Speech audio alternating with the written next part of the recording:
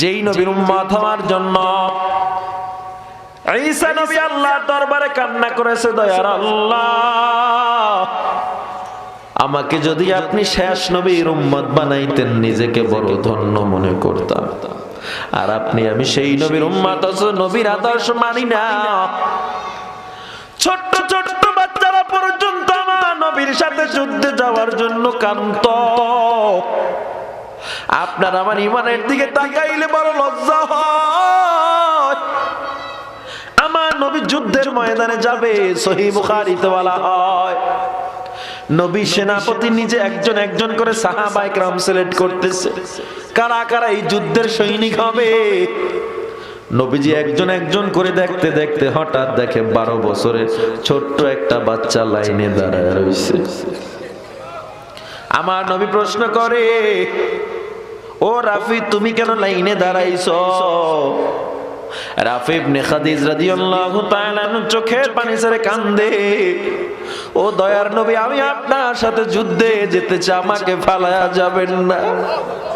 আমার নবী ডাক দেয়, রাফি তুমি তীর ধরার বয়স হয় না, তোমার তো এখনো ঘোড়া চালানোর বয়স হয় না, না না তোমাকে যুদ্ধে নেওয়া যাবে না। বান্দা বর্ণাকারী রাফি বর্ণনা করে, ওই বাচ্চাটা সেদিন এমন কান্না করেছিল, দুধ পাওয়ার জন্য ছোট বাচ্চারা যেমন মায়ের কাছে কান্না করে তেমন কান্না করেছিল। এরপর আমার নবী নাই নাই বাড়ি পাঠায় দিছে, যাও যাও মায়ের কাছে যাও।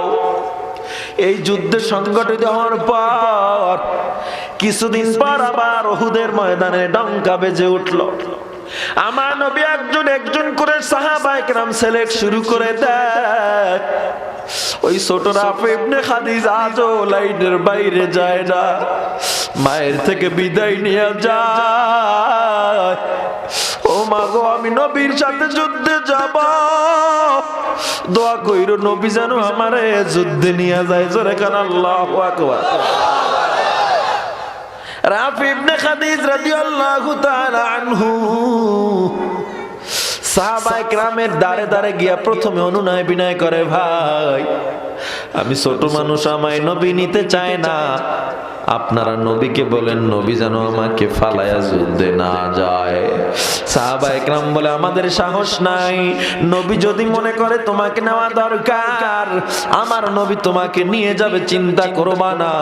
রাফি ইবনে খাদিজ লাইনে দাঁড়ানো, চোখ থেকে দর দর করে পানি পড়তেছে, শঙ্কিত না জানি নবী আবার তাকে রিজেক্টেড করে দেয়। ছোট্ট বাচ্চাটা ভয়। আমার নবী যখন কাছাকাছি এসে পড়লো রাফি ইবনে খাদিজ ভয়ে কাঁপতেছে, না জানি আমার নবী আবার ফালায়া যায়। লাফ দিয়ে নবীর পা দুইটা জড়া ধরছে আর ডাক দিয়া কয়, দয়ার নবী আমি মায়ের থেকে বিদায় নিয়ে আসছি, মা আমার বিদায় দিছে, ও নবী আপনি আমারে ফালায়া যাবেন না। আমার নবী চোখের পানি ছেড়ে কান্দে, বাচ্চাটারে মুছায়া নবী ঘোড়ার উপরে উঠায়া দেয়, যাও তুমি আজকে আমাদের সাথে সৈনিক হিসাবে যুদ্ধ করবা। যুদ্ধের ময়দানে যখন রওনা দেয় সব সাহাবায়ে কেরাম উহুদে ঢুকে যায়। যুদ্ধের ডঙ্কা বেজে গেল, যুদ্ধের গান পরিবেশন হলো, একজন একজন করে যুদ্ধে ঢুকতেছে। ছোট্ট বাচ্চারা যখন যুদ্ধে নেমে যায় সবাই টাকা দেখতেছে, উড়ন্ত পাখির মতো বেঈমানগুলোর সব হত্যা করে শোয়া ফেলতেছে। তার তরবারি মনে হচ্ছিল তার তরবারিতে আগুন লেগে গেছে। আল্লাহর বান্দা ছোট রাফি ইবনে খাদিজ যুদ্ধ করতেছে, হঠাৎ এক বেঈমান পিছন থেকে তরবারি দিয়ে হাতে আঘাত করলো, হাতটা কেটে শুধু চামড়ায় বেজে হাতটা ঝুলতেছিল। এরপর যুদ্ধ বন্ধ করে না, যুদ্ধ চালাইতেছিল। একটা পর্যায়ে দেখে হাতটা তাকে বারবার ডিস্টার্ব করতেছে, হাতটা বারবার পেটে বাড়ি খায়, পিঠে বাড়ি খায়। এই জন্য নিজের হাতটা পায়ের নিচে ফালায়া জোরে একটা টান মেরে পাটা হাতটা ছিড়িয়া নিজে আবার এক হাত দিয়া তরবারি চালানো শুরু করে দেয়। জোরে কর আল্লাহু আকবার, আর জোরে বলেন আল্লাহু আকবার। যুদ্ধ করতেছে, হঠাৎ এক শত্রু বাচ্চাটাকে লক্ষ্য করে একটা বিশাল তীর মারলো। ওর কচি কলিজাটা ছেদা হয়ে ফোটা হয়ে পিছন থেকে তীরের মাথাটা বের হয়ে গেছে। বাচ্চাটা গলা কাটা মুরগির মতো ছটফট করতে করতে জমিনে পড়ে যায়। আমার নবীর নজর আর এড়ায় না। নবী নিজের তরবারি ফালাইয়া দৌড় দিছে, রাফিকে কোলে উঠাইছে। আমার নবী কোলে করে ডাক দেয়, রাফি তোরে আমি নিষেধ করেছিলাম আসবি না, আজ দেখ তীরটা আমি বের করতেও পারতেছি না, এত বড় তীর তোর কলিজা ফুটা হয়ে বের হয়ে গেছে, তুই কেন আসছ গো? রাফি ডাক দিয়া কয়, পয়গম্বর আজকে আমি না আসলে তো আপনি আপনার দামি কোলে আমাকে চড়াতেন না, আজকে আমি না আসলে আপনি তো আমার মাথায় হাত মুছাইতেন না। আমার নবীর কথাটা এত পছন্দ, ছোট্ট একটা বাচ্চা কলিজায় তীর নিয়েও আমারে ভুলতেছে না। আমার নবী কয়, রাফি তোমার তীরটা আমি বের করবো যদি অনুমতি দাও।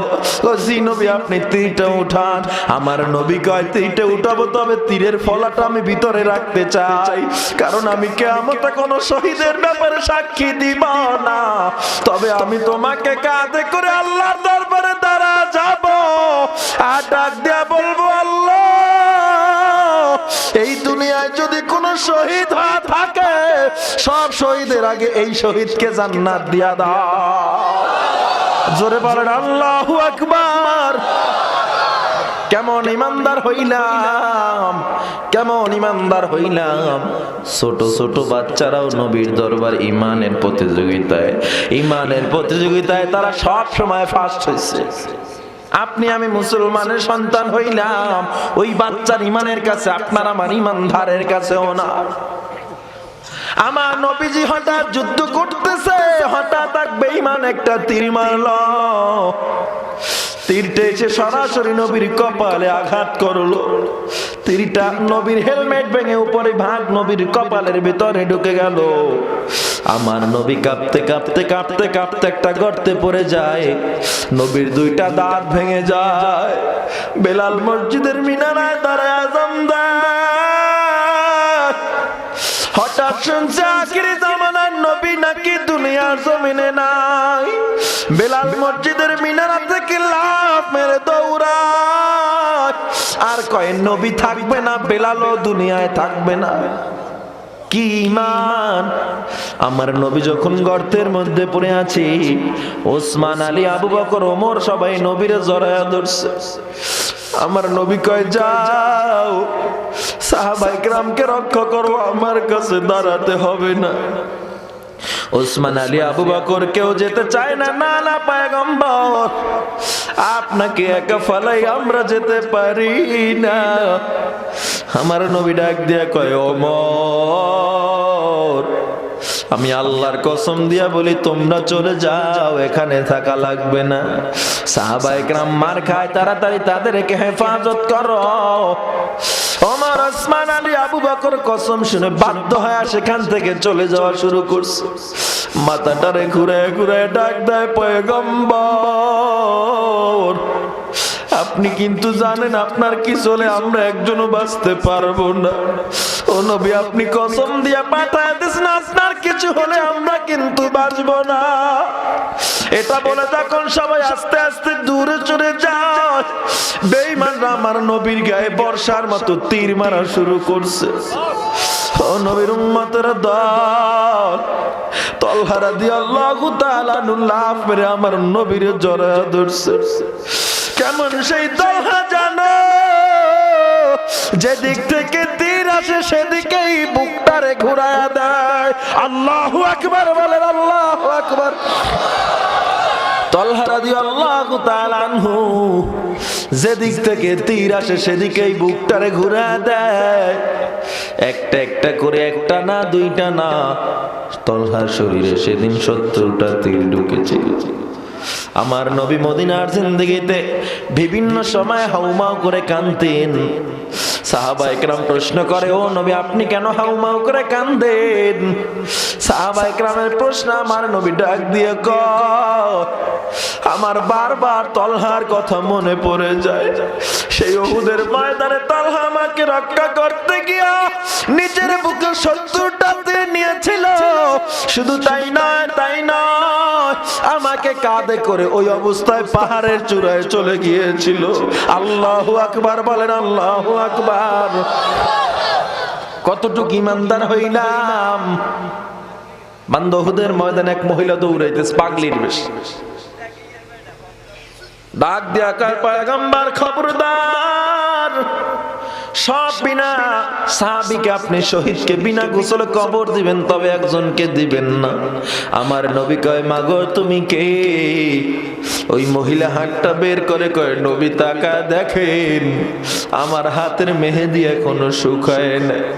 গত রাত্রে আপনি হানজালার সাথে আমার বিবাহ দিয়েছিলেন। ও শুনছে আপনি নাকি দুনিয়ায় না, আমাকে বাসর ঘরে ফালাইয়া হানজালা চলে আসছে। আল্লাহু আকবার বলেন, আল্লাহু আকবার। বাসর ঘরে ফালাইয়া চলে আসছে। আমার নবী কয়, মাগো তুমি কি তারে ফিরাও না? কয়, নবী আমি বলছিলাম স্বামী দাঁড়াও দাঁড়াও, একটা বার চেহারাটা এখনো দেখতে পারি না। হানজালা বলেছিল দেখার প্রয়োজন নাই। আমার নবী মার খাবে, আমি স্ত্রী নিয়ে থাকবে, এটা হতে পারে না। জোরে কান আল্লাহু আকবার। আমার নবী আরো কান্না করে। সাহাবায়ে কেরামকে বলল, যাও যাও হানজালার লাশটা একটু আমার সামনে নিয়ে আস, আমি হানজালার লাশটা তোমাদের দ্বারা নিজে দাঁড়ায় থেকে গোসল দেওয়াবো। এত দামি লাশ। আমার নবী যখন বললে হানজালার লাশটা নিয়ে আসো, নবীজির সামনে হানজালার লাশ নিয়ে আনা হয়। নবীজি দেখে মাথা থেকে টপ টপ করে পানি পড়তেছে, কে যেন আগেই গোসল করায় দিছে। আমার নবীর মনে আশা, গোসল আমার নবী করবে। আমার আল্লাহ তাআলা ডাক দেয়া কয়, জিবরিল জলদি যাও, আমার দোস্ত যেন মন খারাপ না করে, কারণ আমার দোস্ত চাইছে হানজালার গোসল দেবে। আমি আল্লাহ আগেই চাইছি, আমি হানজালার গোসল আমি আল্লাহ দেব। আমি ফেরেশতা দিয়া জমজমের পানি দিয়া হানজালার গোসল আগেই করা দিছি। কেমন ইমানদার হইলাম। ও মুসলমান, যদি বলি আজ নবীর আদর্শ মানো, বিশ্ব নবীর উম্মত হইছ, আমার নবীর আদর্শ থেকে দূরে যাইও না। যুবক জবাব দেয়, হুজুর বুড়া হয় আমল করব, হুজুর বুড়া হয় নামাজ পড়ব, বুড়া হয়ে দাড়ি রাখবো। আমায় জবাব দেন, বুড়া হওয়ার কোনো গ্যারান্টি আছে নাকি? আরো জোরে কন না রে বান্দা, না না। বুড়া হওয়ার যদি গ্যারান্টি থাকতো, তোমাদের আদরের নায়ক মান্না জোয়ান বয়সে কেন মারা গেল? তোমাদের আদরের নায়ক সালমান শাহ জোয়ান বয়সে কেন মারা গেল? ও বান্দা, আসার একটা সিরিয়াল আছে, আগে দাদা, পরে বাবা, পরে সন্তান, পরে নাতি আসবে। যাওয়ার বেলায় কোনো সিরিয়াল নাই। যাওয়ার বেলায় বাবার হাতে সন্তানের লাশ, মায়ের হাতে সন্তানের লাশ। এমন কোন দিন নাই যুবকের মরণ না হয়, বাইক অ্যাক্সিডেন্টে মরণ হয়, বাস অ্যাক্সিডেন্টে মরণ, বাইক অ্যাক্সিডেন্টে মরণ। এই 2 মাস আগে বান্দা রংপুরে একটা বাস অ্যাক্সিডেন্ট হইল, 18 জন মানুষ মারা গেল। এর মধ্যে 12 জন ছিল যুবক, তাদের বিয়ে পর্যন্ত হয় না। ও বান্দা, মিরসরাই থেকে খেলাধুলা করে 20 জনের মতো যুবক একসাথে বাড়ি যাচ্ছিল, একজনও বিবাহ করে না, এখনো ফিউচার প্ল্যান করে না। বান্দারা সেখানে অ্যাক্সিডেন্টে সবাই মারা গেল। ও বান্দা, কত আশা নিয়ে ঘুরো, আজরাইল হাজির হয়ে গেলে আশার বাতি জ্বলে যাবে, আর তোমার আশাও পূরণ হবে না। সরকারি চাকরি করো, বেসরকারি চাকরি করো, র্যাব, আর্মি, পুলিশ, ওসিডিসি হও, এসপিআইজি কমিশনার, ডক্টর, ডাক্তার, ব্যারিস্টার, প্রফেসর, ইঞ্জিনিয়ার, উকিল, লেখক, সাহিত্যিক, এদের মধ্যে দাড়িওয়ালা নামাজি আছে না নাই? আরো জোরে কান আছে না নাই? তারা যদি পারে, তুমি আমি কেন পারবো না রে যুবক? ও বান্দা, মনটারে বোঝাও রে মা। কিছুই না, এই দুনিয়ায় চিরদিন বেঁচে থাকা যাবে না। ও বান্দা ঘুমাইছো, ঘুমের ঘরেও কত মানুষের মরণ হয়। অন্তরে যদি বলে না গুনাহ করব না, না দাড়ি কাটবো না, না নামাজ ছাড়বো না, আমার মতো হাজার যুবক স্কুল কলেজ ভার্সিটি পড়ে দাড়িওয়ালা নামাজি অভাব নাই, আমি কেন পারবো না? ও বান্দা দুনিয়ায় যদি আল্লাহর হয়ে যাও, আল্লাহ সব কিছু সহজ করে দিবে, প্লাস আখিরাতেও সফল করে দিবে, ঠিক কিনা? অন্তর যদি বলে না গুনাহ করব না, নামাজ ছাড়বো না, দাড়ি কাটবো না, আমার আল্লাহ সহিহ বুখারীতে জানায়া দেয় 24 ঘন্টা কারো গুনাহ হয় না। তবে যে বান্দা দাড়ি কাটো 24 ঘন্টাই গুনাহ হয়, ঘুমাইলেও গুনাহ হয়। ও বান্দা 24 ঘন্টা গুনাহ করো না। অন্তরে যদি বলে আল্লাহ মধ্যরাত্রে প্রথম আসমানে এসে বান্দারে ডাকি, আল্লাহর দরবারে হাত দুইটা দেখায় দাও, আর গুনাহ করব না, নামাজ ছাড়ব না। কোন কোন আল্লাহর বান্দা আছো হাতটা দেখা দাও, দুই হাত আল্লাহকে দেখাও, নারায়ে তাকবীর। হাতটা সোজা করেন, সোজা করেন। আয় আল্লাহ, তাকায় দেখেন আমরা গুনাহগার, ওয়াদা করতেছি আল্লাহ আর গুনাহ করব না, নামাজ ছাড়ব না আল্লাহ, আর আমরা গুনাহ করব না, আর দাড়ি কাটবো না, নামাজ ছাড়ব না, সুদ খাবো না, ঘুষ খাবো না, মা বাবার সাথে নাফরমানি করব না। আল্লাহ আপনি আমাদেরকে কবুল করে নেন, বলেন